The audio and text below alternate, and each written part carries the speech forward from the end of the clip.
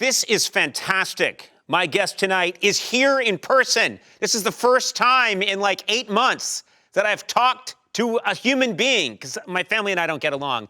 He's, of course, a very talented actor who starred in such films as Step Brothers, Talladega Nights, Walk Hard, The Dewey Cox Story, and Chicago.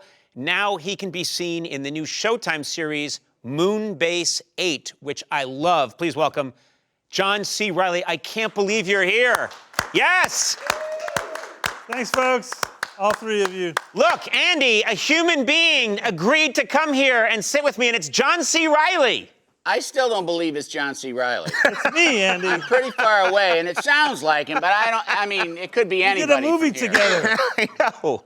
I had a mustache on for the movie, but you should still recognize me. All right. That's right. Well, anyway, I cannot tell you how happy I am to be talking to you in person. I love talking to you. You've always been a good friend to me and to the show, but the fact that you got tested yesterday, you got tested for us. Yes, I'd already been tested twice this weekend, but I was like, all right, you want to send your guy too? Bring him on. Right, so you've been tested like 600 times. Yeah, well, this weekend just 3, but that's quite a lot of nose probing for me. I generally don't go in for that kind of thing. It's unbelievable, so you got the far up the nose. Yeah, well, I've been doing a couple to visit a friend's movie set. Paul Anderson's shooting a movie right now, and you can't even get anywhere near it without getting tested and everything.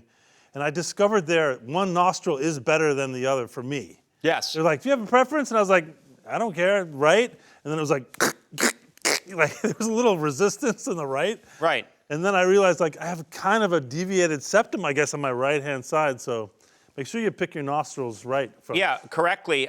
They get so far up there. I don't know how many people watching have had the up-the-nose test, but if I was wearing a little hat on the back of my head, it would get knocked off. They go back into cavities that you didn't. I thought the nose stopped here. Apparently, that cavity goes into the middle of the brain. You're a guy. I got it done. They used a chopstick. I was like, that's not even a swab. Yeah, Andy, though, that was not a testing site. You went to a Chinese restaurant. I thought Panda Express was a drugstore. Okay, well. You know what's interesting for the film production one? They go into the nose and then open your mouth, into your mouth. So it's the same one. Right. So it's like, I'm going to force you to pick your nose real quick, and you're going to... And then I'm going to force you to eat it. But your guy, and I'll call him your guy because you sent him to my house, he came and he's like, I said, are you going to do the nose and the mouth? He's like, no, just the nose. And I was like, oh, okay. So he puts it in, and it's like way far in. And he's like, and hold, yes. 10, 9, 8. I'm like, what? I got to sit this thing parked in my nose for 10 seconds now? Guess what? That shocked me, too, because because you agreed to do this, I got tested by a different person yesterday. He came to my house, must have been the same guy. He got out, he was wearing like a tracksuit, and he took the stick and he put it up my nose until they get back there and they start triggering weird memories and synapses that haven't been fired. Apparently, I was in the circus as a child. I don't even have any memory of it. He put it way back there, and then he let go, and he walked away and said 10, and I think he went and made a sandwich. Oh, my God. I thought it was unbelievable. And then he came back and took it out, and I'm like, what was that? Yeah, I thought he was going to start going like, kink, kink, a little bit further, kink, kink, kink. Like, I remember I had my wisdom teeth taken out one time, and it was one of these things I just decided that I needed. Like, my gums were bothering me in one part, and I was like, I'm going to get those wisdom teeth taken out of, then my teeth will be straight. And, like, that didn't work. But they said we can take it only 3 at once, because then there's a danger if we do all 4 that you could mess up your nerves.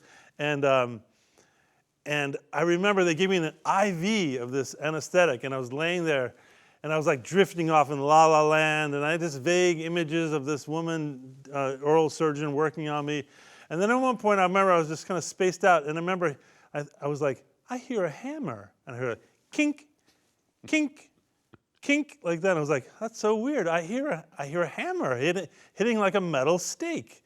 And then I look up, and it's the woman. She literally has a chisel and a hammer, and she's going kink, kink, like trying to knock this thing out of my mouth. Like, it's amazing what you put up with when you're high on something. Yeah. When a doctor gives you something, he can literally say, and now I'm removing your eye with a melon baller. You'd be like, do what you gotta do if you're happy. I literally remember the thought of like looking at this woman. It's like, she's hitting me with a hammer and a chisel.